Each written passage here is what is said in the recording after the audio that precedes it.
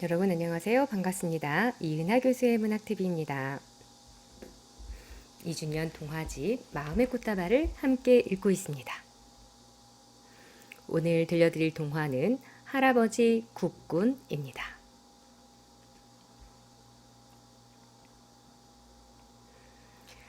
명호 남수 수동이는 갈매산 깃을 풀밭에 앉아 여우고개 위로 뻗어난 한길을 바라보고 있었습니다. 올해도 그 할아버지 국군이 찾아와서 나팔을 부실까? 해마다 왔는데 올해라고 결석을 하려고 꼭 오실 거야. 나팔도 불고 꽃이도 뿌릴 거야. 아이들은 해마다 6월 6일이 되면 갈매산을 찾아와서 나팔을 불고 꽃씨를 뿌리는 할아버지를 기다리고 있었습니다. 갈매산 골짜기에는 6개의 작은 무덤이 나란히 있었습니다. 갈매마을 사람들은 이 무덤을 용사의 무덤, 형제 무덤이라고 불렀습니다. 6.25 사변을 일으킨 공산군이 갈매마을로 쳐들어왔을 때 공산군과 용감히 싸우다가 전사한 우리 국군의 무덤이었습니다. 그래서 마을 사람들은 해마다 6월 6일이 오면 무덤 위에 수북히 자란 풀을 깎아주면서 지난 날을 돌이켜 생각했습니다. 그런데 몇 해 전부터 현충일 날이면 이상한 할아버지가 찾아와서 나팔을 불고 꽃씨를 무덤 주위에 뿌렸습니다. 명호야, 왔어. 푸른 군복 차림을 한 할아버지가 땀을 뻘뻘 흘리면서 병풍바위 쪽으로 오고 있었습니다.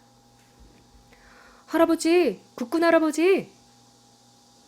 아이들은 할아버지를 반갑게 맞으면서 풀밭에서 일어났습니다. 오냐 잘들 있었느냐? 많이 자랐구나. 할아버지는 손을 흔들었습니다. 할아버지와 아이들은 나란히 앉았습니다. 할아버지와 아이들은 한동안 말이 없었습니다. 6개의 무덤을 바라보는 할아버지의 눈에서는 눈물이 줄줄 흘러내리고 있었습니다. 할아버지, 이제 그만 우셔요. 꽃씨도 뿌리고 나팔도 부셔요. 그리고 저희들 부탁 하나 들어주셔요. 할아버지는 눈물을 닦고 무덤을 돌아보면서 아이들과 함께 코스모스 꽃씨를 뿌렸습니다. 할아버지, 이걸로 병풍바위 위에다 글씨를 써주세요. 용감한 우리 국군 갈매산에 잠들다 라고요.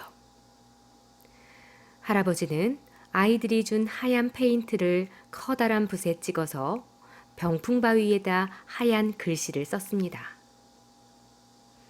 용감한 우리 국군 갈매산에 잠들다. 전우들이여 평안하소서. 글씨를 다 쓴 할아버지 국군은 나팔을 불었습니다. 딴따따 딴따라라. 옛 친구들을 생각하는 할아버지의 슬픈 나팔 소리는 메아리가 되어 6월의 파란 하늘 속으로 울려 퍼졌습니다. 여러분 동화 잘 들으셨어요? 할아버지 국군.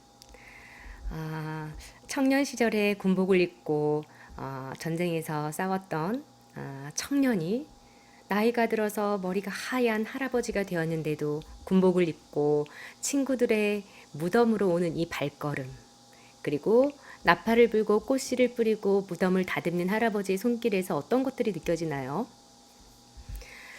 저는 짧은 동화인데도 굉장히 약간 뭉클해서 가슴이 약간 울먹여 있는 것처럼 약간 좀 뭔가 복받쳐 올라오는 그런 느낌을 갖게 되었습니다. 또 소리를 내어서 동화를 읽다 보면 주인공이나 그 당시의 시대상이나 이 동화 속에 있는 분위기가 실제 제가 겪는 것처럼 눈으로 읽을 때보다 훨씬 더 다가오거든요. 여러분들도 동화책을 한번 저처럼 소리를 내서 읽으면서 어떤 그런 정서적 체험을 한번 해보면 좋을 것 같습니다. 이 동화의 배경은 현충일날 친구의 무덤, 함께 싸웠다가 희생당한 전우의 어떤 무덤을 살피러 온 할아버지에 대한 이야기인데 참 따뜻하게도 그 마을에서 자란 어린아이들이 또 마을 사람들과 함께 늘 그 무덤에 가서 보살피고 또 생각하면서 돌아가신 어떤 전사들의 어떤 넋을 기리고 있었죠. 실제로 6.25 6.25 전쟁 이후에 한국에서는 1970, 80, 90년대 제가 어릴 때까지도 제가 자랄 때까지도 반공 교육이 이루어지고 있었습니다. 그러니까 반공이라고 하는 것은 공산주의에 반하다, 반대하다. 6.25의 정말 그 무참한 전쟁의 참혹함을 고스란히 겪고 정말 무에서 다시 유를 창조해내는 그 과정 속에서 우리는 민주주의와 민주주의의 정신을 가지고 보다 행복하고 화합한 살기 위해서는 역시 그 순간 그때를 잊지 말아야 한다라고 하는 공산주의와 민주주의 어떤 이데올로기의 어떤 참상을 우리는 겪었고 생명도 이데올로기 앞에서 아무것도 되지 않는 것처럼 그냥 학살하고 또 무참한 그 서민들이 그냥 죽어가는 그런 것들을 보고 겪으면서 굉장히 중요한 정신교육을 해야 된다고 느꼈던 거죠. 이 동화는 반공교육을 이제 목적으로 만든 동화는 아니지만 이 작가가 겪었던 시대상이 잘 담겨 있습니다. 실제로 이준년 동화 작가는 12살 때 6.25 전쟁을 겪었고요. 여기에 나오는 이 갈매 마을은 이름이 바뀌었지만 실제로 전북 고창에 있는 작가가 어린 시절 나고 자란 마을을 배경으로 하고 있습니다. 그리고 이제 이준년 작가의 어떤 자전적인 그 이야기나 비평이라든가 에세이에서 보면 알게 되는데요. 어릴 때 한날 한시에 이제 공산당에 의해서 마을 사람들이 한꺼번에 학살당하는 것을 지켜봤던 거죠. 어릴 때 굉장히 큰 충격이었겠죠. 그래서 그 마을에서 같은 또래의 친구들의 부모가 다 같은 한날 한시에 죽어서 평생 제사를 같은 날 지냈다고 해요. 굉장히 비극적이죠. 이런 일을 겪으면서 전쟁이 얼마나 무서운 것인가, 정말 절대로 일어나서는 안 되는 것이며, 공산주의라고 하는 것에 대한 또 회의가, 또 이것이 무엇일까, 이런 것들에 대한 공부, 또 철학적 사유 이런 것들을 계속 해나가면서 본인의 어떤 고통과 아픔을 좀 극복해야 하는데 많이 애를 썼다고 합니다.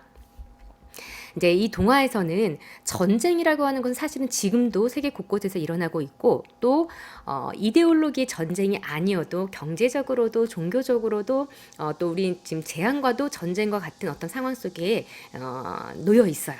이제 우리가 과거를 통해서 현재를 다시 돌아보고 똑같은 일을 겪지 않도록 다시 미래를 준비하는데 거울로 삼아야 된다라는 거 우리 많이 알고 있어요. 그럼에도 불구하고 우리 그 모든 호국 선열들이 현충원에도 계시고 또 곳곳에서 그 희생된 그분들의 어떤 넋과 정신, 그런 의지 이런 것들이 많이 희석되고 잊혀져 가는 것은 아닌가 좀 안타까운 마음이 들거든요. 작가는 아마 그런 마음들을 과거의 역사적 사실을 소재로 동화로 만들었고 또 읽는 독자인 저 또한 그런 부분들이 새삼 느껴져서 굉장히 뭉클한 동화였습니다. 아끼고 사랑하고 함께했던 가족, 친구, 그 다음 이웃이 하루아침에 무참히 희생됐다고 생각하면 그것도 군인이 아닌 사람들도 서민들도 있고 시민들 그 다음에 군인뿐만 아니라 그 다음에 아마 평생 그 상처는 쉽게 지워지지 않을 것 같습니다. 이 동화에 나오는 머리가 하얀 할아버지의 이 슬픈 나팔 소리를 이 아이들은 경험하지 않았지만 할아버지를 통해서 고스란히 전달받았겠죠. 저와 여러분도 이 동화 속에 나오는 아이들과 할아버지의 나팔 소리를 늘 기억하면서 과거를 생각하고 또 역사적인 참상일수록 아픈 기억일수록 생각하면서 다시 현재와 미래를 가다듬는 것이 중요한 것이 아닌가 생각을 합니다. 자, 여러분 오늘도 하루 동안 많은 생각하면서 또 내일을 준비하는 그런 건강한 하루 보내시길 바라겠습니다. 고맙습니다.